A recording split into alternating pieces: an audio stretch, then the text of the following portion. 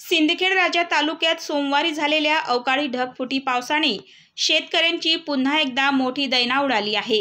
हाताशी आलेले सोयाबीन व कपाशीचे पीक पूर्णपणे उद्ध्वस्त झाले असून शेत अक्षरशः जलमय झाली आहेत। शेतकरी हताश, निराश आणि संतप्त झाले असून शासनाच्या अन्यायकारक धोरणांविरोधात तीव्र नाराजी व्यक्त करत आहेत। शेतकऱ्यांचा आक्रोश पळसखेड चक्का येथील शेतकरी श्री बालाजी सोसे व श्री पांडुरंग सोसे यांनी शासनाला थेट इशारा दिला आहे। शेतकऱ्याला न्याय देणार की शेतकऱ्यांचं रक्त पिणार? शेतकऱ्यांच्या डोळ्यातील अश्रू सरकारला दिसत नाहीत का, असा सवाल त्यांनी केला। गेल्या 3 वर्षापासून सतत ढगफुटी, अतिवृष्टी व गारपिटीचा तडाखा बसत असूनही शासनाकडून शेतकऱ्यांना हवी तशी मदत मिळत नाही। 2023 मध्ये नेते मंडळींनी दौरे काढून आश्वासनांचा पाऊस पाडला, पण शेतकऱ्यांना 100% नुकसान झाल्यानंतरही केवळ 79% मदत मंजूर करण्यात आली। त्यातही अजून अनेक शेतकऱ्यांना नुकसान भरपाईचे पैसे मिळालेले नाहीत। पावसाची चुकीची नोंद, शेतकरी न्यायवंचित। दरम्यान किनगाव राजा येथील पर्जन्यमापक यंत्रणेच्या चुकीच्या आकडेवारीमुळे खरी परिस्थिती शासनासमोर पोहोचत नाही। त्यामुळे मदतीचे गणितही चुकीचे ठरते आणि शेतकरी न्यायापासून वंचित राहतात, असा आरोप शेतकऱ्यांकडून केला जात आहे। गंभीर परिस्थिती, पुराचा धोका। सततच्या मुसळधार पावसामुळे पाताळगंगा नदीला मोठा पूर आला आहे। उमरज देशमुख या 2 गावांना जोडणारा रस्ता पाण्याखाली गेला असून नागरिकांची गैरसोय वाढली आहे। किनगाव राजा शहरालाही पुराचा गंभीर धोका निर्माण झाला आहे। शेतकरी योद्ध्यांचा लढा। शेतकरी योद्धा कृती समितीचे संस्थापक अध्यक्ष श्री बालाजी सोसे हे गेल्या 2 वर्षापासून शेतकऱ्यांच्या अन्यायाविरोधात सातत्याने लढा देत आहेत। मात्र शासनाच्या कागदोपत्री आकडेवारीवर आधारित मदत धोरणामुळे शेतकरी आजही वाऱ्यावरच आहे। थेट सवाल सरकारला। या पार्श्वभूमीवर शेतकऱ्यांचा सरकारला थेट सवाल आहे। शेतकऱ्याला न्याय द्यायचा तर कुणाकडे मागायचा? मदत आणि आश्वासन हे फक्त कागदावरच राहणार आहेत का? सिंदखेड राजा तालुक्यातील या ढगफुटीने पुन्हा एकदा शेतकरी आणि शासनातील दरी स्पष्ट केली आहे। पिकांचे झालेले प्रचंड नुकसान आणि शेतकऱ्यांची उद्विग्न स्थिती लक्षात घेता शासनाने तातडीने प्रत्यक्ष मदत करून शेतकऱ्यांना दिलासा द्यावा, हीच सर्वांची मागणी आहे। नमस्कार, मी बालाजी सोसे। मित्रांनो, आज आपण पळसखेड चक्का, तालुका सिंदखेड, जिल्हा बुलढाणा या परिसरामध्ये आहे। या ठिकाणी खूप मोठ्या प्रमाणात आता या क्षणाला ढगफुटी झालेली आहे आणि ठिकाणी अतिवृष्टी झालेली आहे। मित्रांनो, आपण या ठिकाणी दाखवू इच्छितो, हे पाताळगंगा नदीवर हे जे पूल आहे ते पूर्णपणे पाण्याखाली गेलेला आहे। दोन्ही गावाचा उमरज आणि पळसखेड या ठिकाणचा जाण्याचा हा रस्ता आहे पाण्याखाली गेलेला आहे। नदी पात्राच्या बाहेर या ठिकाणी पाणी या ठिकाणी गेलेलं आहे। आपण त्या ठिकाणी दाखवू इच्छितो, ते पाणी पूर्णपणे या ठिकाणी नदीच्या पात्राच्या बाहेर पडलेलं आहे।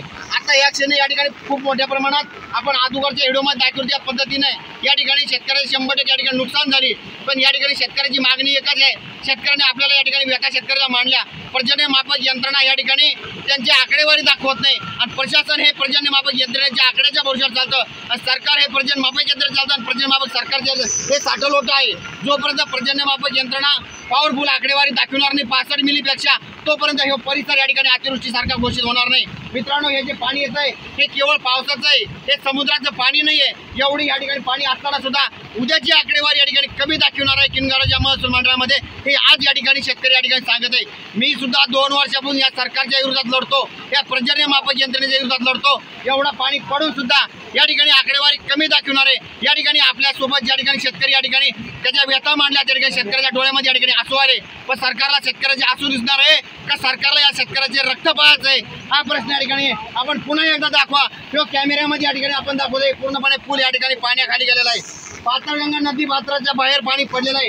या ठिकाणी पहा, फार मोठा या ठिकाणी ओढा पडलेला आहे। त्या ठिकाणचं 100% या ठिकाणी नुकसान झालेले आहे। शेतकऱ्याच्या शेतामध्ये या ठिकाणी पाणी शिरलेलं आहे, तरी सुद्धा सरकारला या ठिकाणी जाग येत नाही। या ठिकाणी किनगावच्या शिवारामध्ये किंवा किनगावच्या सर्कलमध्ये मी सर्व शेतकऱ्यांना आश्वासित करतो, पाताळगंगा नदीने धोक्याची पातळी ओलांडलेली आहे।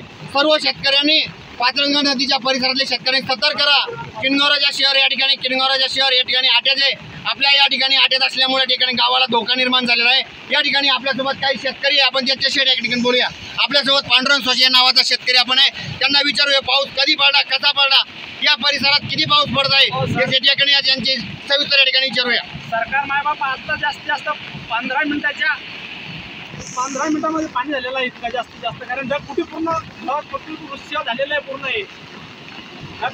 ढगफुटी झाल्यामुळं पूर्ण शेतामध्ये सुद्धा माझ्या शेतात मला हिंडू दाखवलंच आहे. त्याच्यामध्ये माझ्या शेतात सुद्धा पूर्ण पाणी दाखवलेलं आहे. आणि हे आता सध्या गावाकडे जायचं सध्या रस्ता बंद आहे. आता आम्ही कसं जायचं आहे याच्यासाठी आम्ही तुम्हाला बार विनंती करतो की आमच्या शेतकरी योजना कृती समितीच्या माध्यमातून प्रत्येक शेतकऱ्याला बोलत असताना त्याचे कंठ दाटून आले. कारण या सरकारला या शेतकऱ्याचे कंठ समजत नाही. या सरकारला या शेतकऱ्याचे फक्त सरकार या ठिकाणी शेतकरी दिशाभूल करते. म्हणून या ठिकाणी पुन्हा एकदा बघा, हे संपूर्ण परिसर नाही, संपूर्ण सिंदखेड राजा परिसर, संपूर्ण सिंदखेड राजा तालुका या ठिकाणी अतिवृष्टी या ठिकाणी पाऊस पडलेला आहे. ढगफुटी या ठिकाणी पाऊस पडलेला आहे. या ठिकाणी सरकारला एकच विनंती आहे की या परिसरातील शेतकऱ्याला ताबडतोब सर्वे करा आणि शेतकऱ्याला मदत द्या. नाहीतर शेतकऱ्याचं रक्त जर उसळलं या पाण्यासारखं तर सरकारला पडती भूमी या ठिकाणी कमी होईल. या ठिकाणी शेतकऱ्याच्या वतीने या ठिकाणी इशारा या ठिकाणी शेतकऱ्याने दिलेला आहे.